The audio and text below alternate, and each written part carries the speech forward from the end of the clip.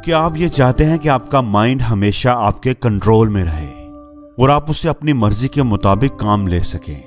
अगर आप यही चाहते हैं तो इस वीडियो को आखिर तक जरूर देखिएगा। आज मैं आपको एक कहानी सुनाऊंगा। इस कहानी में आपकी जिंदगी से जुड़े हुए कुछ राज छुपे हैं जो आपके बहुत काम आएंगे। आपको वो तरीका समझ आ जाएगा जिससे आपका दिमाग आपके काबू में आ जाएगा। किसी सल्तनत पर एक बादशाह हुकूमत करता था। उसे घोड़ों से बहुत प्यार था। उसके पास 4 जंगली घोड़े थे। बादशाह को घोड़े बहुत पसंद थे। बादशाह चाहता था कि कोई उन घोड़ों को अच्छे से ट्रेन कर दे ताकि बादशाह उन पर सवारी कर सके, लेकिन बदकिस्मती से कोई भी ट्रेनर उन्हें ट्रेन नहीं कर पा रहा था। जब भी कोई ट्रेनर उन पर सवारी करने की कोशिश करता, वो घोड़े उसे जमीन पर गिरा देते। बादशाह को वो घोड़े इतने पसंद थे कि वो किसी भी ट्रेनर को ये इजाजत नहीं देता था कि वो उन घोड़ों पर सख्ती करे, मारपीट करके उन्हें ट्रेन करने की कोशिश करे। बादशाह ने अपनी सल्तनत में ये मनादी करवा दी थी कि जो कोई भी उन घोड़ों को अच्छे से ट्रेन करेगा उसे 1 लाख सोने के सिक्के इनाम में दिए जाएंगे। इस इनाम के लालच में कई लोग आए, लेकिन घोड़े से गिरकर अपनी टांगें, अपनी हड्डियां तड़वा बैठे। फिर एक दिन एक नौजवान ट्रेनर बादशाह के दरबार में आया और कहा कि मैं आपके घोड़ों को ट्रेन कर सकता हूं, लेकिन मेरी 2 शर्तें हैं। बादशाह थोड़ा हैरान हुआ। खैर, उसने पूछा कि बताओ क्या शर्तें हैं तुम्हारी? ट्रेनर बोला कि मेरी पहली शर्त तो ये है कि इन घोड़ों को ट्रेन करने के लिए मुझे 1 साल का वक्त दिया जाए, और मेरी दूसरी शर्त यह है कि मुझे एक काफी बड़ी और खुली जगह दी जाए जिसमें मैं इन घोड़ों के साथ रहूंगा। मैं ही इन घोड़ों की देखभाल करूंगा और इनके खाने पीने का इंतजाम करूंगा। उस जगह के इर्द गिर्द काफी ऊंची दीवार होनी चाहिए ताकि कोई भी अंदर आकर मुझे डिस्टर्ब ना कर सके। बादशाह ने सोचा कि जहां इतना कुछ किया है वहां ये भी करके देख लेता हूं।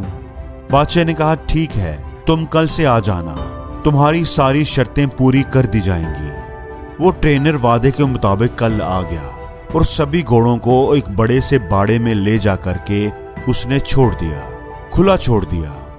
अब वो 4 घोड़े बाड़े के अंदर इधर उधर दौड़ने लगे। अब ट्रेनर ने क्या किया कि बाड़े की दीवार के साथ साथ दौड़ने लगा। कुछ देर दौड़ भाग करने के बाद उसने घोड़ों को चारा खिलाया, पानी पिलाया, खुद भी खाना खाया और आराम से उसी बाड़े में लेट गया। घोड़े अब भी बाड़े के अंदर आजाद थे। किसी को कोई रस्सी नहीं बांधी गई थी। शाम को वो ट्रेनर फिर उठा और बाड़े की दीवार के साथ साथ दौड़ने लगा। जब वो दौड़ता था तो घोड़े भी इधर उधर भागते थे। जब शाम हुई तो उसने घोड़ों को खाना खिलाया, पानी पिलाया, खुद भी अपना खाना खाया, घोड़ों को रस्सी से बांधा और खुद भी उनके साथ ही जमीन पर चटाई बिछाकर सो गया। सुबह हुई तो ट्रेनर घोड़ों को खोलकर बाड़े में भागने लगा।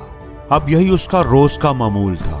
वो ट्रेनर दिन भर घोड़ों को खुला रखता, उन्हें खाना खिलाता, नहलाता धुलाता, उनसे प्यार करता, उनसे खेलता और शाम को उन्हीं के साथ सो जाता। आहिस्ता आहिस्ता घोड़ों को ये लगने लगा था कि ये ट्रेनर उनका दोस्त है, क्योंकि जब से वो ट्रेनर आया था वो 4 घोड़े आजादी महसूस करने लगे थे। घोड़े भी अब ट्रेनर को प्यार करने लगे थे। ऐसा करते करते 6 महीने गुजर गए। एक दिन बादशाह सलामत घोड़ों की ट्रेनिंग देखने के लिए आए। बादशाह ने देखा कि बाड़े में आगे आगे ट्रेनर दौड़ रहा है और उसके पीछे पीछे घोड़े दौड़ रहे हैं। बादशाह को उसकी ट्रेनिंग पसंद आई। वो वापस चले गए। जब 1 साल पूरा हो गया तो बादशाह को पैगाम भिजवाया गया कि घोड़े बिल्कुल ट्रेन हो चुके हैं, बिल्कुल रेडी हैं। बादशाह खुशी खुशी उन्हें देखने के लिए आया। जब बादशाह वहां पहुंचा तो ट्रेनर ने बारी बारी 4 घोड़ों को लगाम डालकर उन पर सवारी करके दिखाया। सभी घोड़े आराम से बाड़े के किनारे किनारे दौड़ लगा रहे थे। किसी घोड़े ने भी ट्रेनर को गिराने की कोशिश नहीं की। बादशाह ने पूछा कि ये तुमने कैसे किया? ऐसा तो कोई भी नहीं कर सका। तुमने ये खास काम कैसे किया?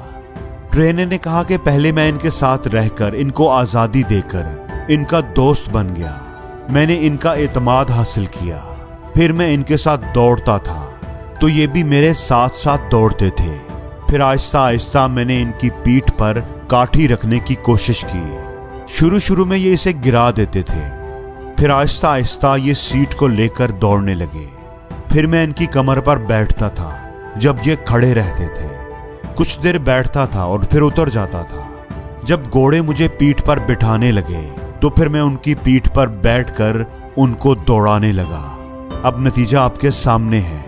बादशाह ये जानकर बहुत खुश हुआ। उसने उसे सोने के सिक्के भी दिए और उसे हमेशा के लिए उन घोड़ों की देखभाल के लिए नौकरी पर भी रख लिया। दोस्तों, अब ये तो एक कहानी थी जो आपको जरूर पसंद आई होगी, लेकिन हमें तो ये देखना है कि हमें इस कहानी से क्या सीख मिलती है, क्या सबक मिलता है, ये कहानी हमें क्या सबक देती है। तो बात कुछ ऐसी है कि हर इंसान के अंदर, इस दुनिया में मौजूद हर इंसान के अंदर भी ऐसे ही 4 घोड़े होते हैं जो उसके कंट्रोल में नहीं होते।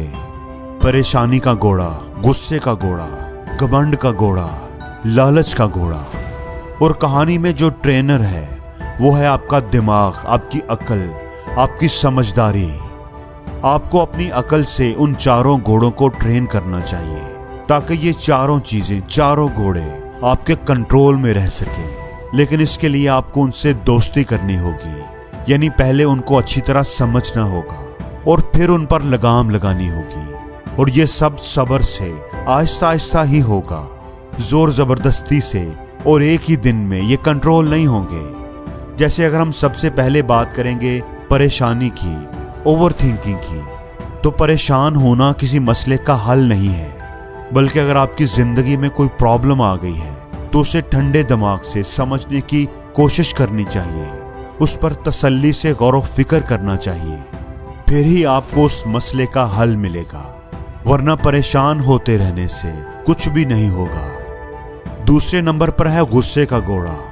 गुस्सा करने से किसी दूसरे का नुकसान हो या ना हो, पर अपना नुकसान जरूर होता है।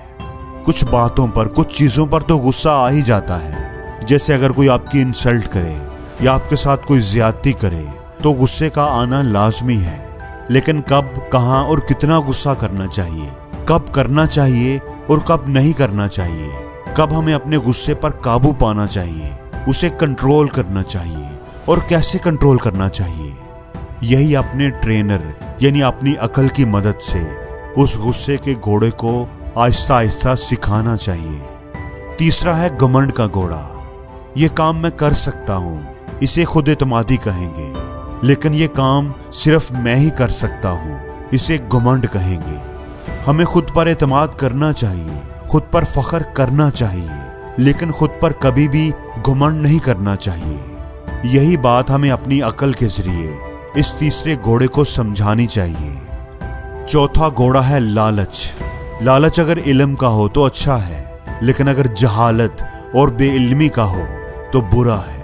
लालच अगर सही तरीके से, समझदारी से, मेहनत से रिज़्क़े हलाल कमाने का हो तो अच्छा है, लेकिन लालच जल्दी से, गलत तरीके से, नाजायज कामों से दौलत हासिल करने का हो तो बुरा है। यही फर्क अपने उस चौथे घोड़े यानी लालच को समझाना चाहिए। और जिंदगी में हर रोज कुछ नया सीखो, नया सोचो, नया करो।